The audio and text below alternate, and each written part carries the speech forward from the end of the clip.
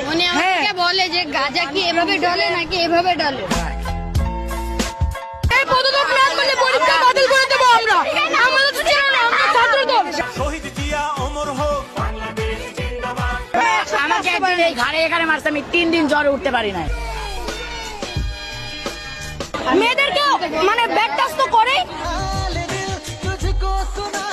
সাথে ছেলেদের এই যে চুলের এটা ধরে এইখানে মারে এবং তিনি অনেক অশ্লীল কথা বলে ক্লাসের ভিতরে।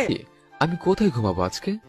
না মানে আপনি তো আজকে বাংলা পড়ে তো, এবং ছেলে এবং মেয়েদের দুজনকে পড়ে তো, সে প্রত্যেক মানে তাদের স্টুডেন্টের মধ্যে একজন মেয়ের সাথে সে প্রেম করছে, তার মার সাথে প্রেম পরে গিয়ে করছে, এবং জঘন্যতম কারণ আমাদের সাথে মেয়েদের সাথে করতেছে। আমাদের এবং সে ঈদের পর আমাদের এই ক্যাম্পাসে জয়েন করছে এবং প্রত্যেকটা কথার মধ্যে সে হাদিসের কথা বলে।